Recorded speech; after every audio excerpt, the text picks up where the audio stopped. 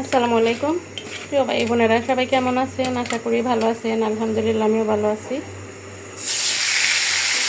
চিংড়ি মাছ ভাজি করতেছি। এই চিংড়ি মাছ দিয়ে আমি কাঁচকলা দিয়ে রান্না করব।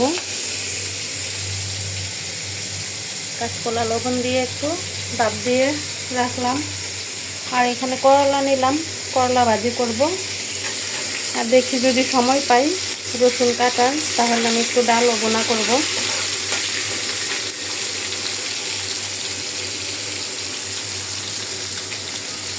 আগে মাছগুলো ভাজা রাখি, তারপর আমি তরকারিটা বসাই দেব।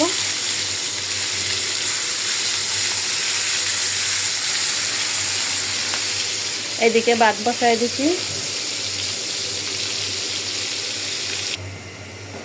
মাছ ভাজা হয়ে গেছে, এখন আমি তরকারিটা বসাই দিতেছি।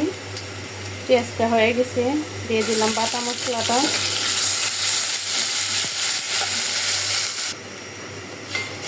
মশলাটা দিয়ে দিলাম। মশলাটা ভালো করে কষাই আমি ভাপ দিয়ে রাখা কলা দিয়ে দেব।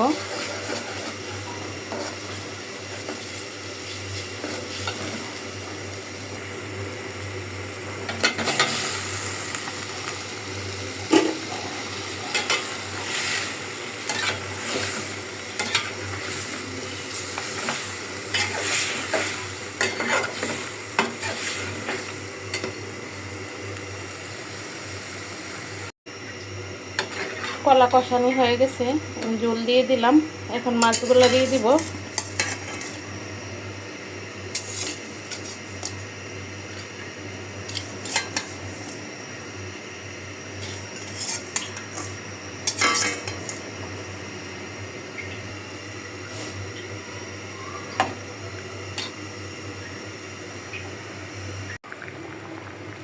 আমার কলা তরকারি হয়ে গেছে, আমি এখন নামিয়ে ফেলবো। নামিয়ে করলা ভাজি করে ফেলি।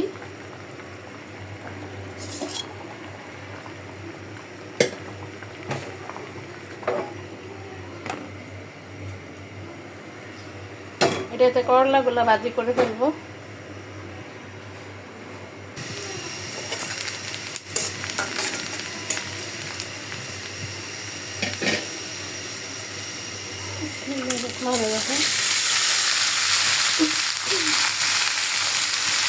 একটু হলুদের গুঁড়া দিয়ে দিই, কাঁচামরিচ আর স্বাদ মতো দিব লবণ।